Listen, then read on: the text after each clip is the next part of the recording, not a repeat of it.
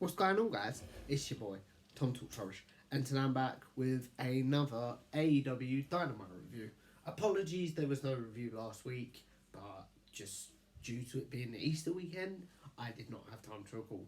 But anyway, guys, overall, I once again really enjoyed this Dynamite. I feel like I say this every week, but I feel like AEW are progressing very nicely with their storylines and are um, it's just a solid show. Like there's never, and even the bad stuff for me is doesn't outstay its welcome. So like yeah, but some highlights for the show with me, or for me, I can't speak tonight for some reason. For me were the Inner Circle challenging the Pinnacle for a Blood and Guts match. I thought Jericho's promo was amazing. Darby Allin versus, I can't remember the guy's name. I'm really sorry. JD Drake. I thought that was a fun match. The QT Marshall stable promo I thought was fun, and of course the main event in where the Young Bucks turned on Moxley and joined back up with the Good Brothers and Kenny Omega. Yeah, I thought that was fun. Overall, I really enjoyed this Dynamite. But let's get into the minutiae of the show. We kicked off with what I would call a cold open this week before the theme music, with basically the Inner Circle all arriving in flash sports cars, and the commentators were like, "Inner Circle are here, blah blah blah. What are they gonna do?" I thought that was cool. Thought it was a cool moment to see them all in unity and united, should I say? And yeah, I thought that was fun. We then kicked off with Hangman Page versus Max Caster. Basically, the match kicked off with. I feel like this is a very similar story for Hangman Page's matches, but it was Hangman Page, his arm either being targeted by the person he's wrestling or the person in their corner to help them gain an advantage. Yeah. So yeah, I enjoyed this match overall. I thought it was fun enough. Some highlights for me were the way the match started off with Hangman Page slamming's not the right word, but like just forcing Caster's head into the turnbuckle. I thought was fun. The strikes exchanged were cool.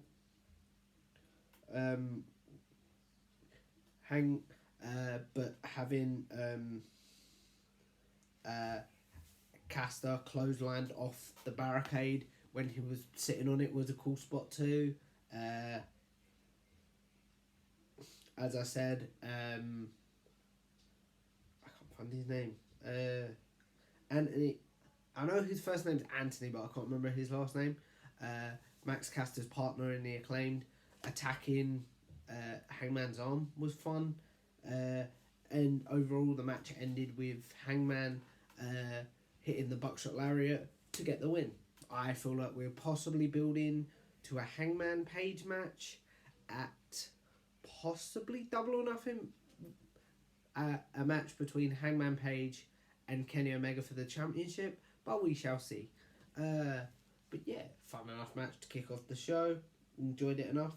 We then had a Death Triangle interview, who are going to be facing the Young Bucks next week. So next week it will be Pac and Ray Phoenix versus the Young Bucks. And yeah, they came out and immediately they were interrupted by the Best Friends and Chris Statlander. And we see a callback to, I think this was Orange Cassidy's debut match in AEW. Correct me if I'm wrong in the comments. We saw when the Lucha Bros, basically we saw the formation of Death Triangle when the Lucha Bros attacked the Best Friends and Orange Cassidy to help Pac win that match. And Orange Cassidy basically says, "We haven't forgotten, the band's back together and we're coming for you. If you win them titles, we're going to be your first challengers, but if not, we'll be your next opponents," essentially. like I say, enjoyed this enough, but I saw this point online all day, and I do agree with it. It's sort of telegraphed that the young bucks are retaining, and yeah, but I'm fine with that. I just don't know whether I would have had. I would have maybe put this on next week after they lose the match, possibly. But again, yeah, it was fun enough. It was cool. And we then had another promo, which was the Inner Circle's return after being beaten down by the Pinnacle a month ago, I think. I honestly can't remember. But yeah, and we saw. As someone that watches it on Fight TV, I thought this was very funny and very cool. Basically, Chris Jericho was talking and jaw jacking with the fans, and essentially he says, "In 30 seconds, we're gonna come back from commercial, and please start an Inner Circle chant." And yeah, and when they do come back from commercial, the Inner Circle chant is deafening. Yeah, I thought that was very funny. Something that I'm glad I got to experience because I'm on Fight TV, and I thought it was cool. But yeah, in this promo, essentially, Jericho calls the Pinnacle to Pineapple, and Sammy Guevara just whispers in his ear, "Oh wait, the Pinnacle." I assume that was Jericho just trying to be funny, but yeah, I thought that was quite funny. We then saw Jericho basically apologise for all the bad things they've done over the last 6 months. It was MJF in his ear, apparently. But he also talks about the fact that their plan, or the Inner Circle's plan, was always to outsmart and stab MJF in the back. They just didn't realise that he would be one step ahead of them. And he basically, very similar to the MJF promo last week, because I did watch last week's Dynamite, I just couldn't record. We saw Chris Jericho bigging up every member of the Inner Circle and about how great they are. But we also saw the inverse of this, where Chris Jericho was basically putting down each member of the Pinnacle. So, for example, he talked about the blonde streak in Sean Spears' hair and the fact that it went out of style 20 years ago. The fact that FTR are a great tag team, but you can't tell them apart. I thought was very funny. And he also goes on to say that Tully Blanchard was the third most important member of the Four Horsemen, right behind Barry Windham and someone else who I can't remember. And then the whole promo culminates with him eventually saying, "MJF, you're a mark for yourself, and now I'm going to change the word to a max." And eventually the promo does culminate with him saying, "We want you guys in a blood and guts match on May 5th on Dynamite." Yeah, fun. I'm very excited for that match, considering how violent the unsanctioned matches were. I'm really curious to see where AEW is going to go with the blood and guts match. We then saw a Christian Cage promo. Says he loved the experience of being back in the ring. He thanks Frankie for being his opponent. Yeah, this was cool. The bit that I didn't understand was then Taz came up and was like, "I want you to join Team Taz." For me, with the current, which we'll get to in a minute, the story that's going on with Team Taz, I don't see why they'd want to recruit Christian or anyone at this precise moment, because they've got their own problems. Yeah, but overall, a fun segment, yeah. We then saw Jurassic Express versus Bear Country. Really enjoyed the opening video package because AEW has a partnership with Godzilla versus King Kong, a movie that's coming out in the States. I'm not sure when it's coming out in America, in England, and essentially we see like a parody video package of the Jurassic Express as one character and the Bear Country as another character. I cracked up at that, thought it was really funny, thought it was really cool. Yeah, and overall I enjoyed this match. Luchasaurus would eventually win with a jumping moonsault, like a standing moonsault on Bear Country for the win. We then saw, for me, which was probably No, it weren't the best bit of the night. That was probably the Inner Circle promo. But we saw a QT Marshall promo where he hyped up Anthony Ogogo as the next big thing in AEW, and he talked about the other two members of his stable and the fact that Cody Rhodes only wanted him around to keep him under his thumb. Yeah. We then saw a Sting interview. AEW, please do something different with Sting. Like, I'm bored of this now. And the thing that I loved about this promo was, again, he didn't say any words, and then Jake Roberts comes out with Lance Archer and essentially says the Einstein quote of doing the same thing over and over again and expecting different results is a definition of insanity. So yeah, and I love the fact that it's almost kayfabe now that AEW does the same thing with Sting. And then we saw Lance Archer came out with Jake Roberts, obviously, and he says to Sting that it's his time, he's a main eventer, and stuff like that. And Sting says, yes, I agree with you. And it should be your manager, Jake Roberts, who helps you get there. So he tells Jake to keep giving him advice, get him in bigger matches. Don't just have him in squash matches and then disappear. But yeah, I thought this was fun. But AEW really needs to stop interviewing Sting.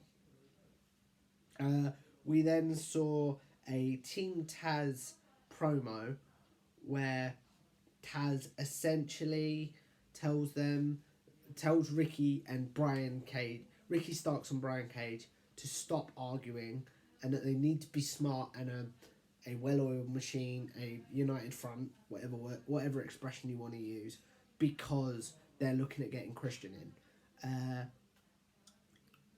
They want to get Christian in their group, as we previously saw earlier in the night.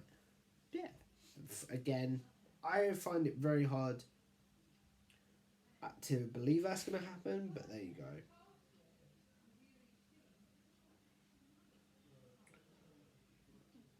We then saw Darby Allin versus JD Drake for the TNT Championship. Again, I thought this match did a very good job in showcasing JD Drake. I nearly said James Drake then. And yeah, I thought it was fun. Darby Allin...